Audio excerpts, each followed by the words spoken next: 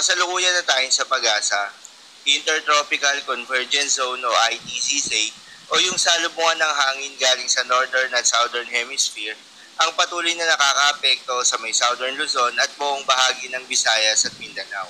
Dahil dito asahan yung maulap na kalangitan na may kalat-kalat na mga pagulan at thunderstorms.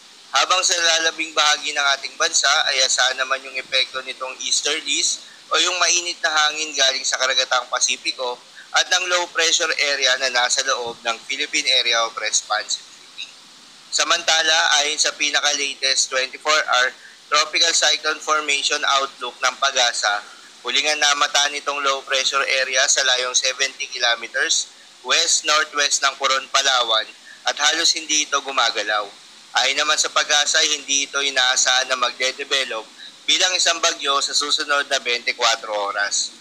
Ngunit asahan pa rin na magdadala ito ng mga pagulan at thunderstorms sa ilang bahagi ng ating bansa. Habang may bagong bagyo naman na nabuo sa labas ng Philippine Area of Responsibility at huli itong namataan sa layong 2,540 kilometers east of Northern Luzon. Hindi naman ito inaasahan na papasok ng Philippine Area of Responsibility. Paalala lamang po na ang mga nasabing forecast ay posible pa pong magbago. Kaya naman patuloy lamang magantabay sa mga update na ating ilalabas at ng pag-asa.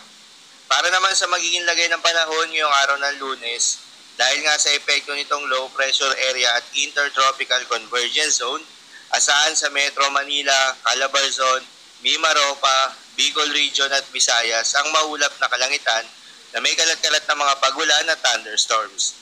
Posible ang mga pagbaha o pagguho ng lupa dahil sa katamtaman hanggang sa kumisan ay malakas na pagulan. Habang sa Ilocos Region, Cordillera Administrative Region, Cagayan Valley at Central Luzon ay asahan naman yung bahagyang maulap hanggang sa maulap na kalangitan na may kalat-kalat na mga pagulan o thunderstorms. Dulot yan ng easterlies. Posible rin ang mga pagbaha o pagguho ng lupa during severe thunderstorms. Habang sa buong bahagi naman ng Mindanao ay asahan rin yung bahagyang maulap hanggang sa maulap na kalangitan na may kalat-kalat na mga pagulan o thunderstorms. Dulot pa rin yan ng ITCZ. Posible rin ang mga pagbaha o pagguho ng lupa during severe thunderstorms.